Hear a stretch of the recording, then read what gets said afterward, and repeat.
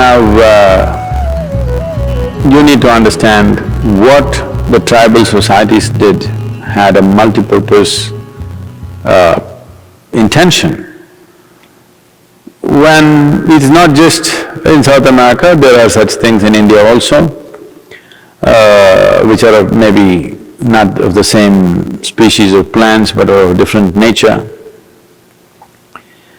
that a full cleanup happens. This was very essential for people who lived in forests, because if you live in nature, suppose you go out and live in a jungle, the number of parasites which live in your body will multiply. The variety and the number will multiply manifold. Recently there is a study which has been published which says there is a particular kind of parasite which is mainly present in the cat's excrement. If you played around with the cats and cat's excrement was around you, it is very much possible that this parasite is within you. This is not the only one. If you really put this under the scanner, there are many parasites, many of them. So once you live in nature, exposed to natural elements, the number of parasites which will reside in the body will greatly be enhanced. Some parasites could be dangerous to life, some parasites could cause damage to the system, but most others don't. They subsist on you and they also contribute something, so the body doesn't fight them too much and it goes on, the affair goes on without you knowing about it. That's okay. But over a period of time, as their numbers increase, they have to be cleaned up. So these systems were mainly designed for a complete thorough cleanup.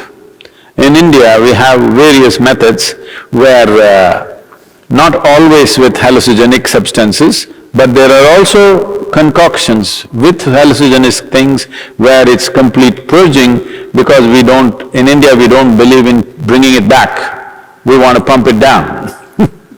So there are systems with which if you drink water after 2 hours, just pure water will come out.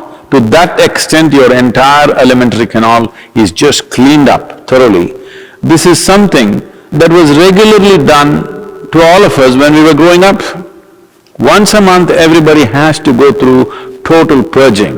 Without that, they never believed there is going to be health, because this was one way of handling any kind of parasite that may grow. Not all parasites are in the form of worms or tapeworms or roundworms or whatever.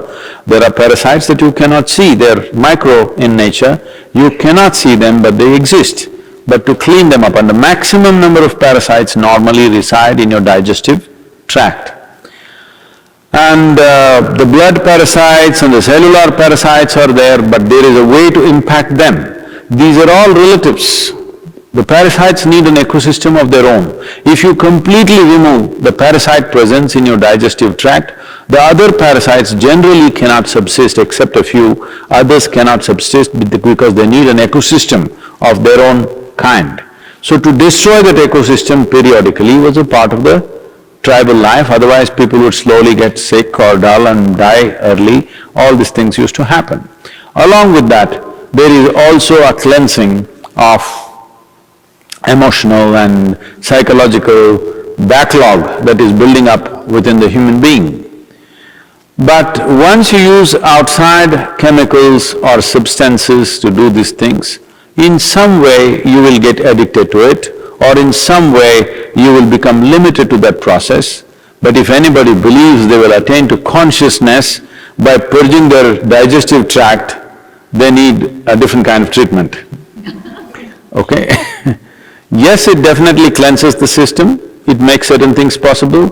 People used hallucinogenic ways of accessing certain dimensions which are largely occult in nature. This is the reason why both in North America and South America that occult evolved in a big way, because they used other kinds of aids to make themselves available to certain possibilities.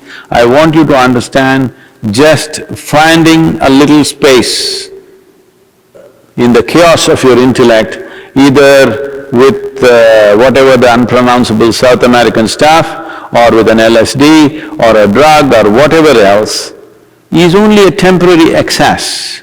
And most of the time, this may leave you completely debilitated, because one excess of a heightened experience and after that back on the ground, you will be broken. This is just like you were earning, let's say $10 million a year and you were used to spending $10 million a year. Suddenly, next year you got only $1 million. You will be broken because you have $1 million. Whole lot of people, it's their dream to have that $1 million. So, if you rise without earning it, by breaking the mind with chemicals, somehow you rose to some experience and then you came down, then you will see you will be far more miserable than ever before. I told them in India, people are complaining, Sadhguru, you're doing Bhava Spandanas only in America, you're not doing in India, you must do at least one in India. Then I said, for all of you who already done the BSP, minimum 3 times, I will give you one super BSP. Only thing is, for every participant we need 3 volunteers. Because you need to carry a bucket for each one of them, because they will puke, I hope they won't do the other thing. And they will flip, you have to carry them to their lunch, they won't know how to eat, you have to feed them. You will have… This is what is happening in your South American treatment, okay? You won't know how to do anything, you're like all over, somebody has to put water in your mouth, somebody has to take you to the toilet, otherwise you'll do it everywhere. We can do a super BSP like that without any herb, without any chemical. We can tweak that dimension of you, which is a huge purging on all levels. But don't mistake this for consciousness. Yes, it gives you a certain relief, but it doesn't take you to any place.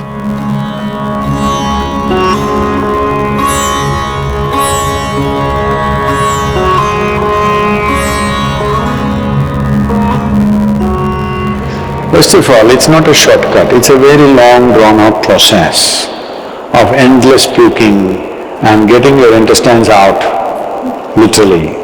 I'm talking about a shortcut. If you simply sit with your eyes closed, don't mess with your mind, you will become millionfold of ayahuasca, okay? You should just learn how not to mess with your mind, that's all. So somebody wants to put a chemical and beat your mind down totally and give you some experience. So please understand, you're walking in the street, if you take a stick and hit you on the head, that also will give you experiences, do you know? No, I'm not saying just of pain. People go through various levels of hallucinations when they're unconscious. Some people have pleasant experiences, some people have very unpleasant experiences. The same happens with this South American treatment also. Some people have such a bad experience that they never again want to go there, some people like it. So even if you bang your head on the wall, it can happen, because all it needs is that you're out of your memory sphere, that's all. You're still conscious, but you're out of the memory sphere, you will explode. So how to separate you from your memory? Shall we do it with chemicals or shall we do it with awareness is the only choice we have. Either we can do it with devotion or intensity of emotion or energy or awareness, we can do this. Now, chemicals if we use also, people have used LSD and felt fantastic, okay, they vouch by that. You are a bit too late. I come from a time when everybody around me was on it, all right? But I was on something else, which all of them wanted, because they knew they go up and they go down, I'm always like this. So the question is just this, what needs to happen from inside if you pull it out from outside? Do you believe there will be no consequences? Hello?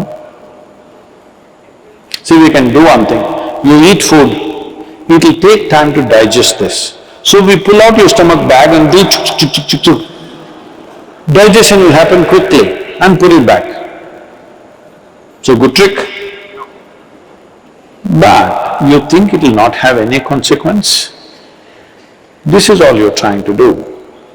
So you can See, people are always trying to weave a philosophy around those things about which they're compulsive. You want to promote your compulsiveness as consciousness. That's a whole problem. Everybody has a philosophy. You ask a drunkard and see why he is drinking. He has a very profound philosophy as to why he is a drunkard. Yes or no? Even ask a thief why he is a thief. He has his own philosophy as to why he is a thief.